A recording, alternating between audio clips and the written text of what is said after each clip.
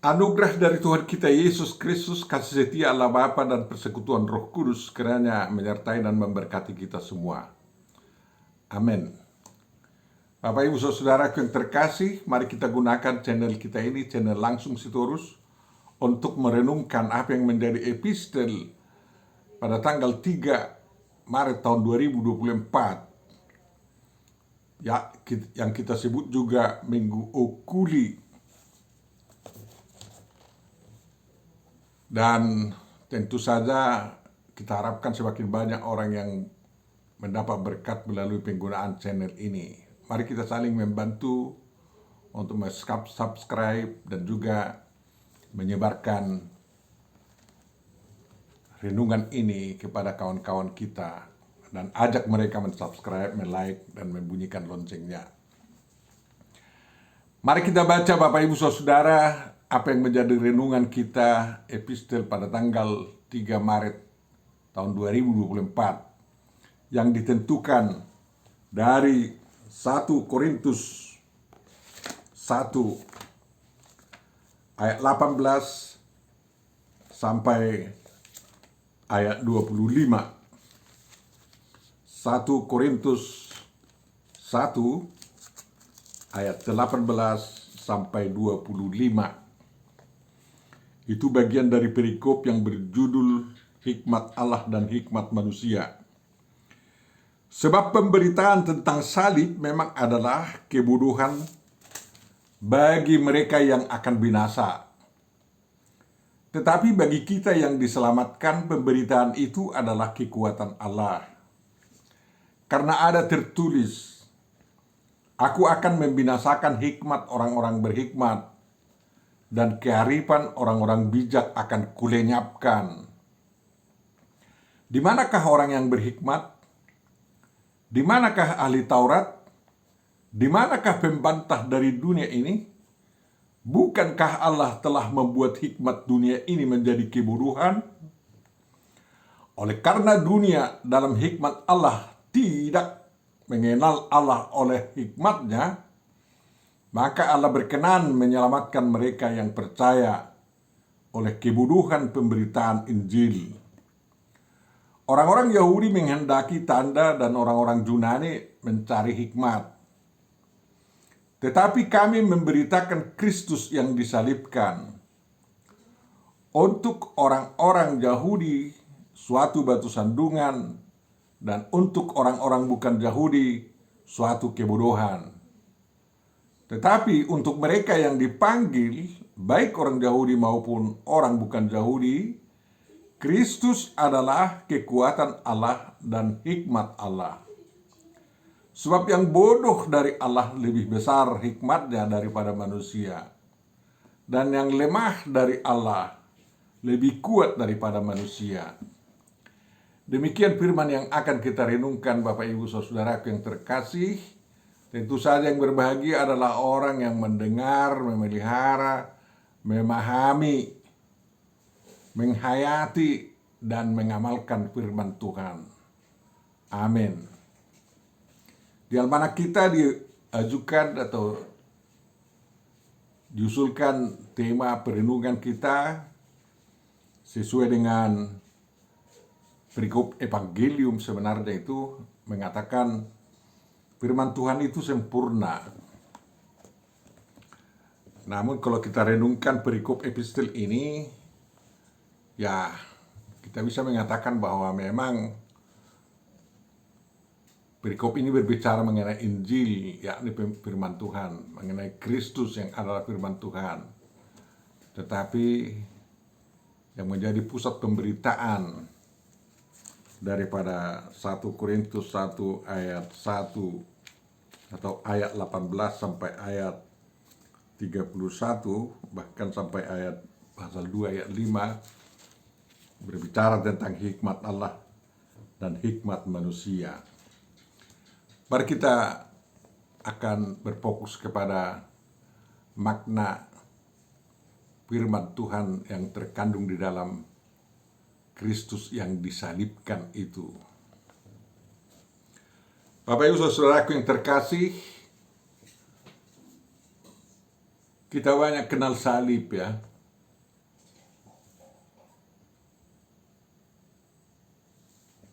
Di Bukit Golgota sendiri ada 3 salib didirikan oleh para tentara Romawi waktu itu, dan masing-masing ada orang yang disalibkan di setiap salib itu. Dari tradisi kita tahu Yesus disalibkan di salib yang ada di tengah atau diantarai oleh satu orang yang disalibkan sebelah kirinya dan satu disalibkan di sebelah kanannya. Tapi selain itu ada juga salib di setiap puncak gedung-gedung gereja kita atau di dalam rumah ibadah Kristiani. Selalu ada salib. Dan HKI juga simbolnya adalah salib. Dan satu lagi salib yang dikatakan oleh Tuhan Yesus kepada kita adalah bahwa setiap orang harus memikul salib masing-masing. Harus memikul salib masing-masing. Dari salib yang kita kenal di Bukit Golgota, salah satu salib yang didirikan di sana, yakni di sebelah kiri Tuhan Yesus Kristus, merupakan salib yang mengantar kepada kebinasaan.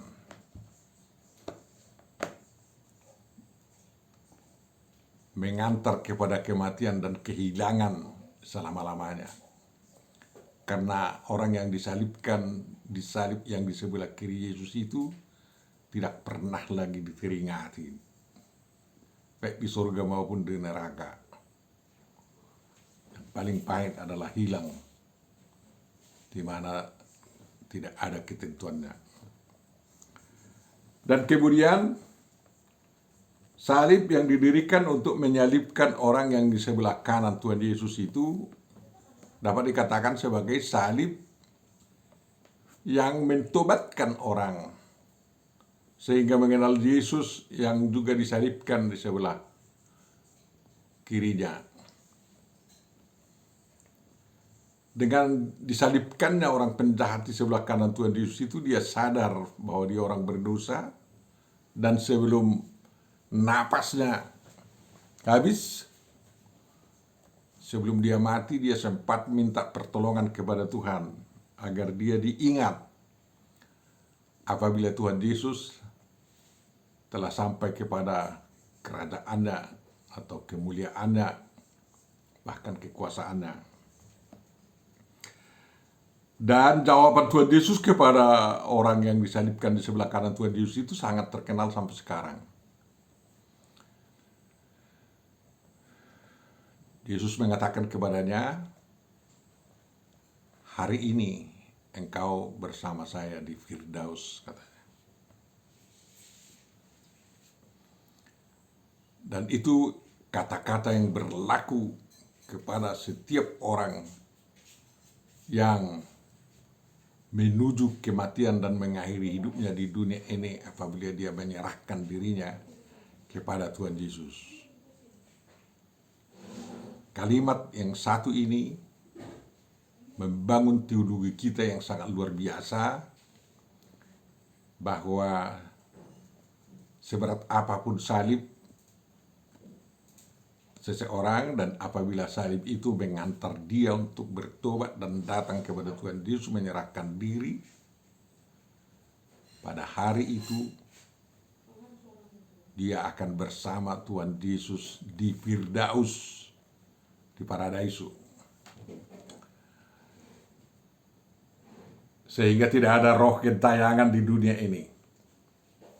Jadi roh orang mati di dalam Kristus langsung dibawa ke Firdaus, jasadnya di dunia. Lalu salib di mana Tuhan Yesus disalibkan. Orang Yahudi mengatakan bahwa salib yang dikenakan kepada Tuhan Yesus itu adalah sesuai dengan apa yang tertulis di dalam Ulangan 21 ayat 22. Di sana dikatakan bahwa seorang berdosa yang pantas dihukum mati, dia harus digantung di satu tiang. Jadi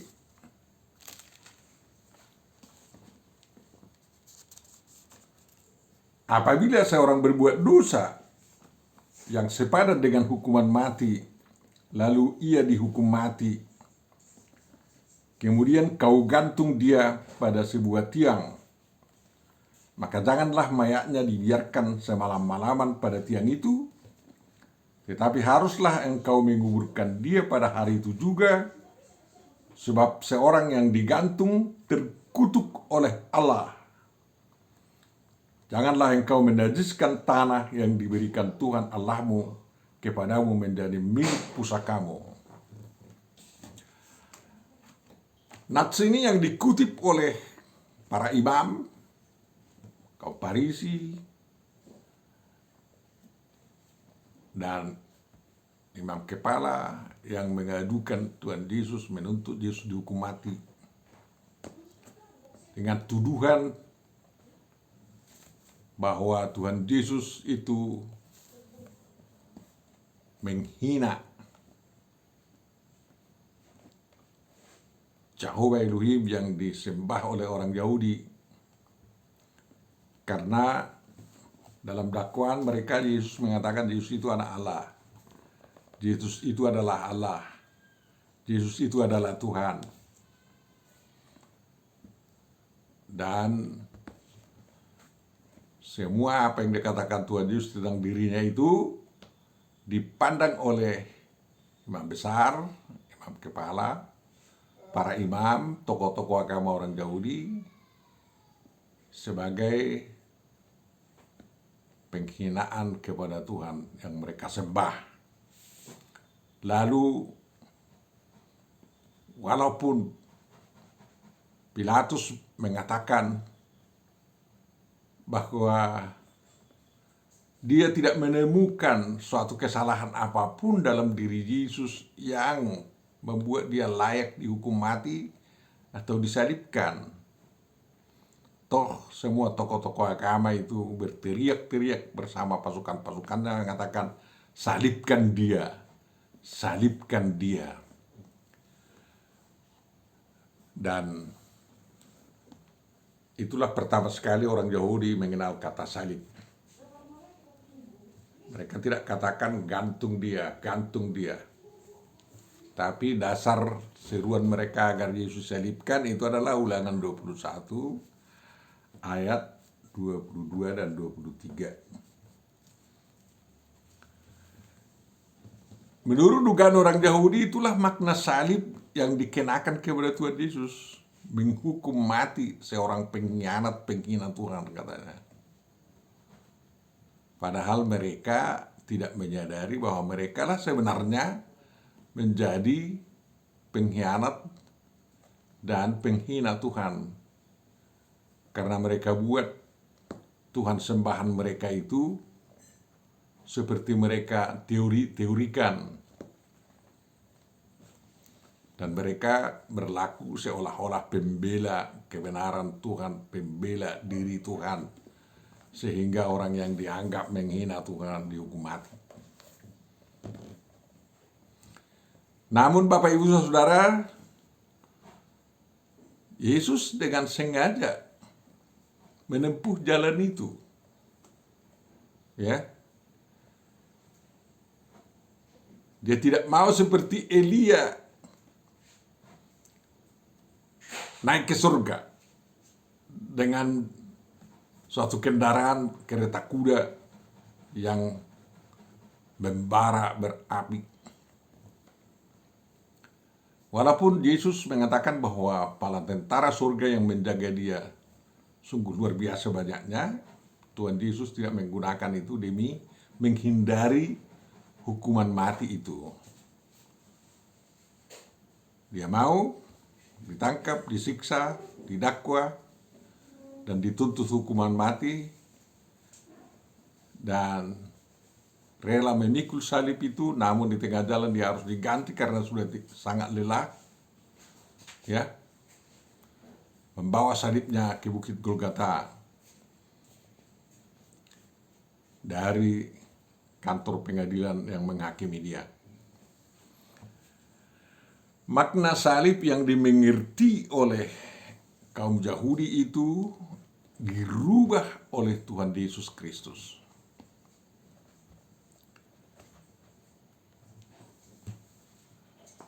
Bahkan oleh ketersaliban Yesus dinyatakan tidak lagi salib itu digunakan untuk menghukum orang berdosa.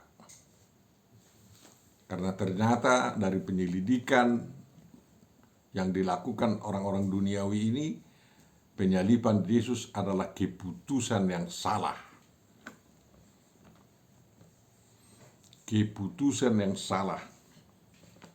Tetapi itu pun jalan yang ditempuh oleh Tuhan Yesus, dan dengan demikian dia mau mengganti makna salib itu, sehingga salib menjadi simbol rumah-rumah ibadah pengikut Tuhan Yesus Kristus. Apa rupanya makna yang telah diberikan ketersaliban Yesus Kristus itu? Tak lain tak bukan adalah apa yang dikatakan dalam Yohanes 3 ayat 16, baik dari sudut Tuhan maupun dari sudut manusia. Apa dikatakan di sana? Yohanes 3 ayat 16, kita tahu, karena begitu besar kasih Allah akan dunia ini, sehingga Dia telah mengaruniakan anaknya yang tunggal, supaya setiap orang yang percaya kepadanya tidak binasa, melainkan beroleh hidup yang kekal. Jadi tiang itu sendiri dari atas ke bawah menyimbolkan kasih Allah yang luar biasa itu terhadap dunia ini.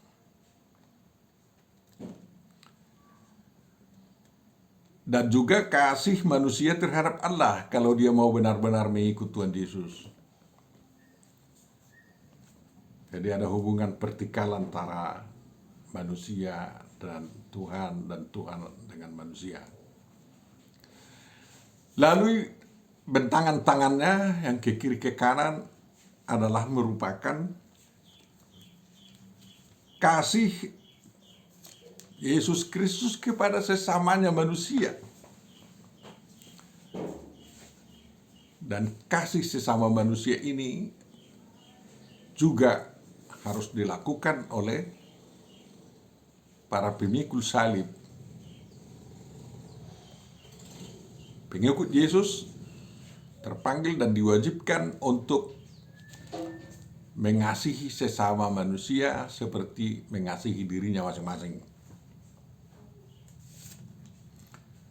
Itulah yang selalu disimbolkan oleh salib Kristus yang telah diubah artinya itu. Jadi salib yang dikenakan kepada Tuhan Yesus dan Tuhan Yesus pikul, yang dimana Yesus menghembuskan nafasnya yang terakhir, mati di kayu salib, menjadi penutup kematian bagi orang-orang yang berdosa.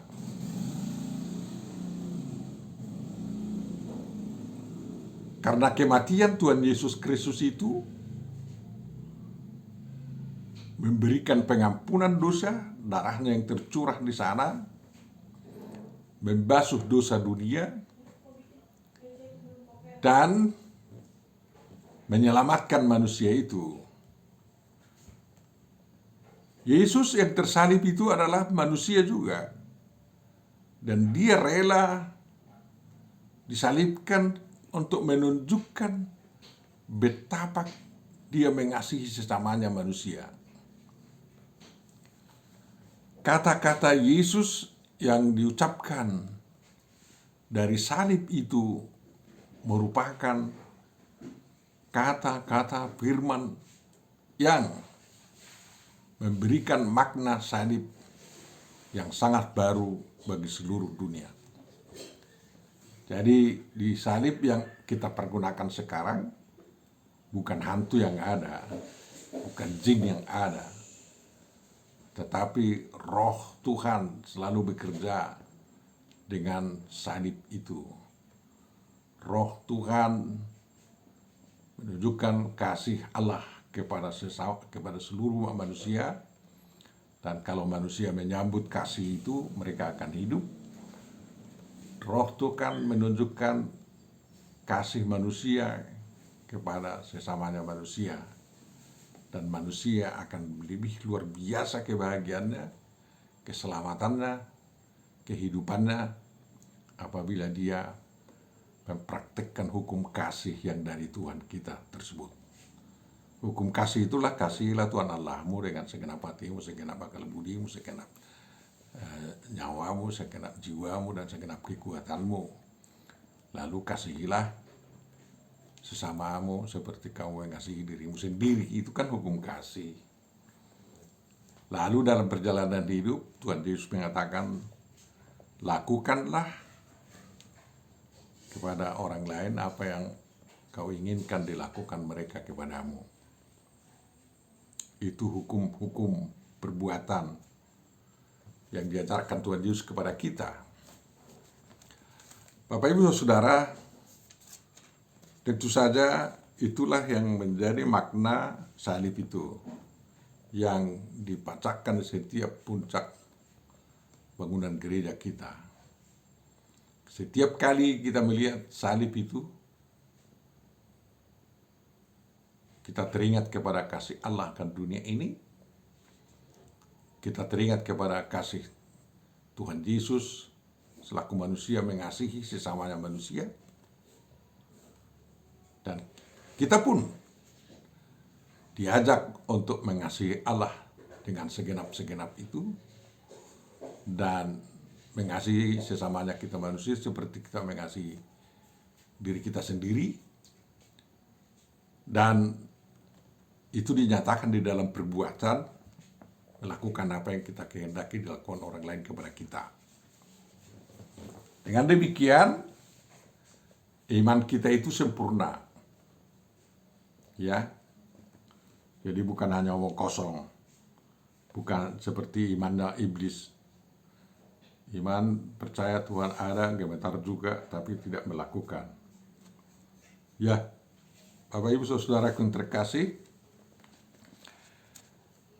pikullah salibmu, kata Tuhan Yesus. Disimbolkan oleh lambang gereja kita, seperti ada dalam salib ini. Seolah-olah ada dua orang bergandengan untuk memikul salib, satu salib di tengah. Ya,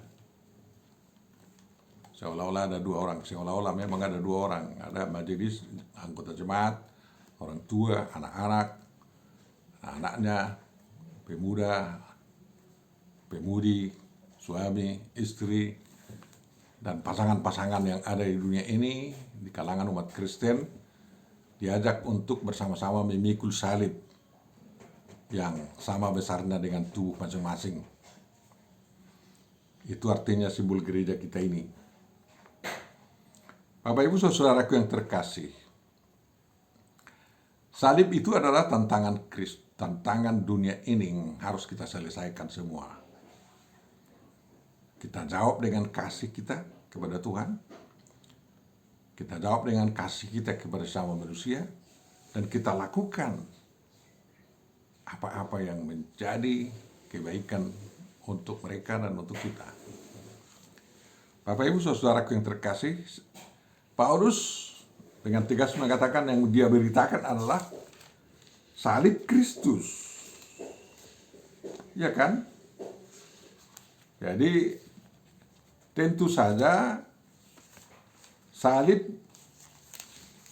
yang digunakan untuk menghukum Tuhan Yesus waktu itu dianggap sebagai batu sandungan bagi orang Israel.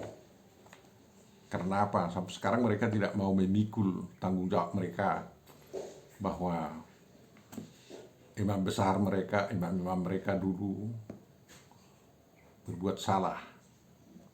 Bahkan mereka menolak kata-kata yang mengatakan darahnya ditanggungkan kepada kami dan keturunan kami, katanya. Dari Filip tentang penderitaan Yesus itu harus dihapus, kata itu. Aneh mereka, malu mendapat kebenaran. Dan tentu saja mereka memikul apa yang menjadi kutuk Tuhan Yesus kepada mereka. Dan sampai sekarang kutuk itu masih berlaku. Kalau orang Yahudi tidak bertobat, mereka akan terkutuk juga di negerinya yang diberikan oleh Tuhan itu.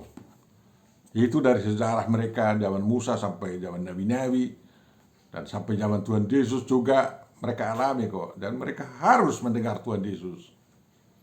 Walaupun mereka tidak mengatakan dirinya sebagai Kristen, orang Yahudi yang sekarang harus mengatakan dan mematuhi apa yang diajarkan oleh Tuhan Yesus. Karena semua itu adalah penyempurnaan daripada semua kitab suci perjanjian lama.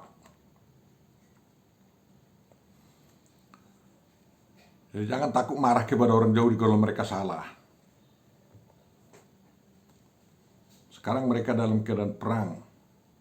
Kalau mereka umat yang berdosa, Tuhan akan melenyapkan mereka.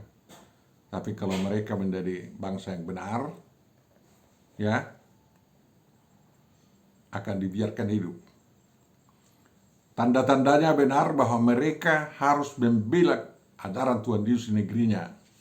Jangan lagi menghina Tuhan Yesus. Orang Yahudi juga itu, Tuhan Yesus itu.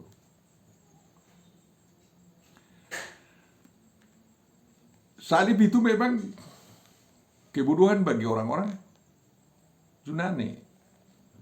Mengapa kebodohan? Tidak ada hikmat dari sana katanya, karena mereka tidak mengerti, ya. Orang-orang itu harus kuasa, filsafat, ilmu, ya, memenangkan, bukan pengorbanan. Tapi salib Tuhan Yesus menunjukkan bahwa pengorbananlah yang membuat manusia menang, damai sejahtera, hidup berdampingan dengan baik. Kalau manusia masing-masing mau berkurban dan berkorban, manusia akan berhikmat. Kristus yang disalibkan itu, Bapak Ibu Saudara, menurut Paulus adalah, mari kita baca di sini, ya. Karena kalau seperti katakan Paulus, orang Yahudi, orang Yunani pasti tidak mengenal hikmat Tuhan yang ada dalam diri Tuhan Yesus Kristus yang bersalib itu. Karena apa? Ya, mereka tidak punya basis untuk itu. Mereka harus belajar dari awal sehingga punya basis mengenalnya. Hikmat-hikmat mereka menutupi ilmu-ilmu mereka dan tidak mau bertobat menerima Yesus sebagai juru selamatnya.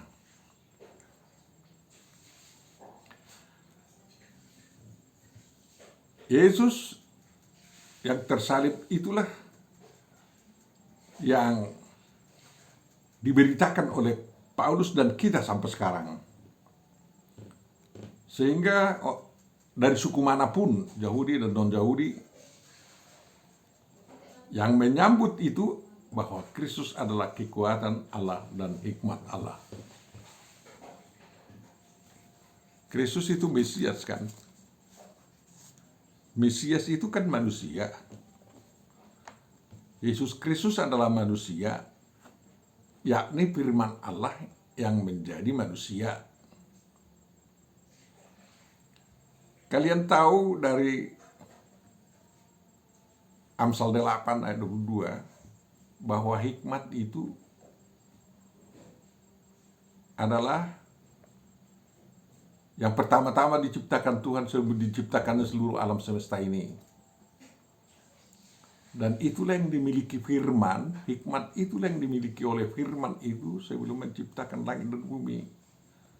Setelah hikmat itu ada, baca nanti Amsal 8, indah sekali itu.